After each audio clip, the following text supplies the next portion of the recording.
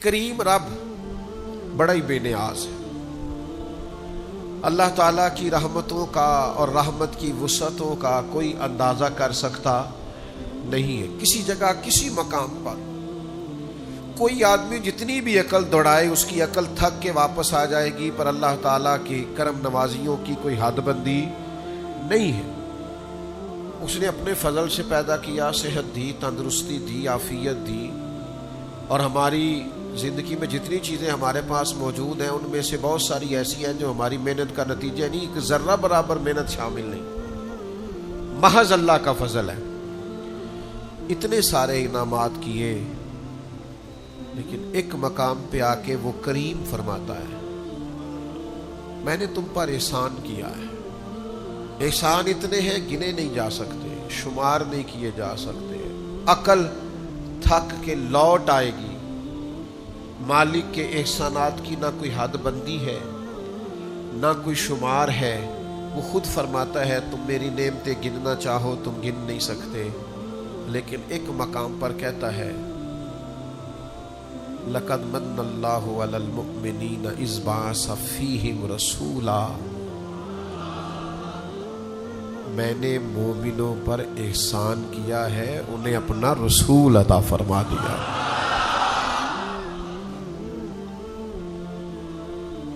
نہیں سمجھا سکتا میں آپ کو، یہ میرے بس کی بات ہی نہیں، میں نہیں کھول سکتا اس جملے کو۔ جو تھوڑا بہت شعور ہے، جو تھوڑا بہت سمجھ بوجھ ہے، وہ تھکتی ہے۔ اپنی کم علمی، کم فہمی بار بار آڑے آتی ہے کہ کیسے کھولے اس جملے کو۔ لَقَدْ مَنَّ اللَّهُ عَلَى الْمُؤْمِنِينَ، نبی پاک تو کائنات کے رسول ہیں، حضور تو عالمین کے لیے رحمت ہے۔ وَمَا أَرْسَلْنَاكَ إِلَّا رَحْمَةً لِلْعَالَمِينَ، اور صحیح بخاری کے لفظ ہیں أُرْسِلْتُ إِلَى الْخَلْقِ، میں مخلوق کا رسول ہوں، مخلوق کا، محض انسانوں کا نہیں، پوری مخلوق کا۔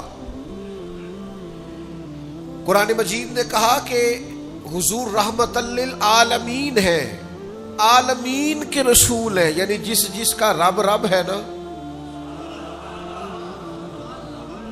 ان سب کے حضور رسول بن کے آئے ہیں، جنوں کے بھی، انسانوں کے بھی، حیوانوں کے بھی، جانوروں کے بھی۔ میں نے تو اعتراف کر لیا ہے، آج پہلی دفعہ کیا ہے کہ میں یہ مضمون آپ کو نہیں سمجھا سکتا، لیکن میری آپ اس کمزوری پر میری طرف توجہ تو زیادہ کریں نا۔ رسول مخلوق کے، احسان صرف مومنین پر۔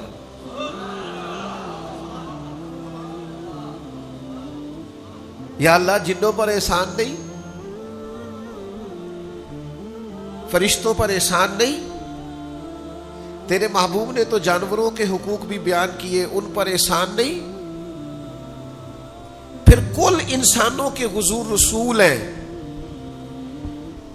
یہ ساری امت دعوت ہے نبی پاک علیہ السلام کی، تو مالک کی ساری کائنات پر احسان نہیں؟ تو گویا قرآن مجید کی یہ آیت بتاتی ہے کہ احسان تو سب پر ہے، پر بات تو اس سے کرنی ہے نا جو احسان مانے۔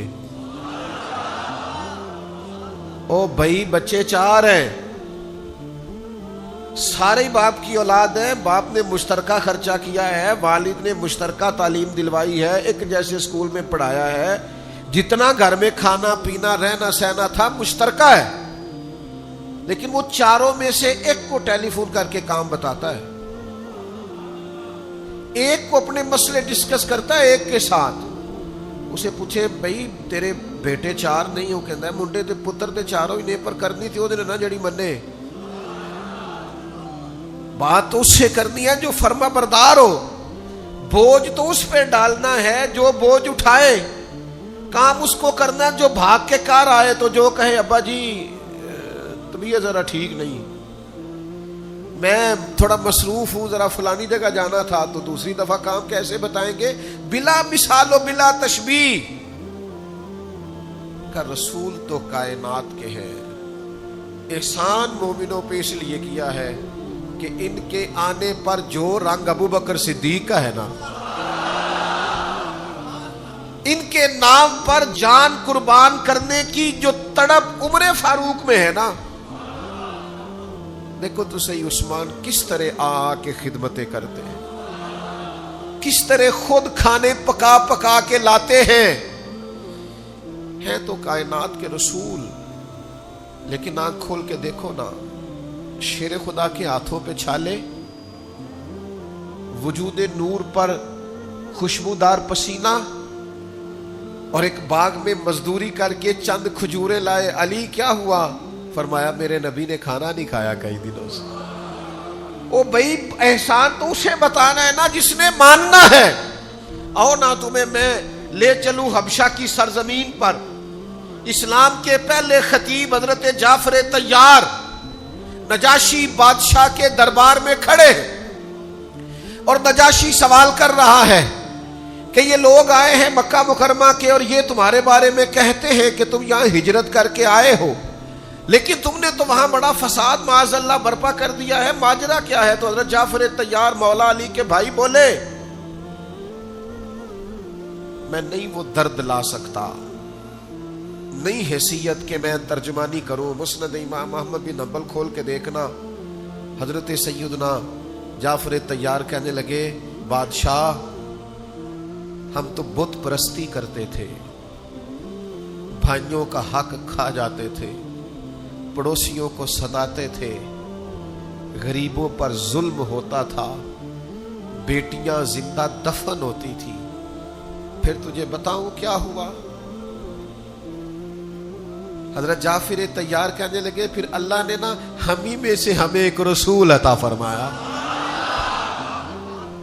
وہ دو عالم کی رحمت تھے، وہ جہاں چاہتے وہی رہتے، یہ ان کی مہربانی ہے کہ یہ عالم پسند آیا۔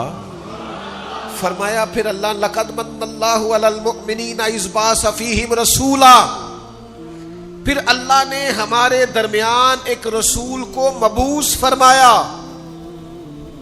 پھر وہ جن بھائیوں کو ہم ستاتے تھے نا ان سے پیار کرنے کو دل کرنے لگا، پھر جن غلاموں کو ہم گویا اچھوت سمجھتے تھے، قریب نہیں آتے تھے، پھر ہم ان کے ساتھ ایک پلیٹ میں کھانا کھانے لگے۔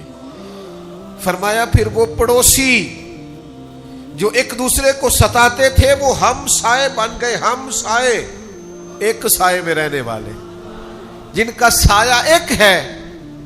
کہا بادشاہ پتہ تجھے بتاؤں ہوا کیا؟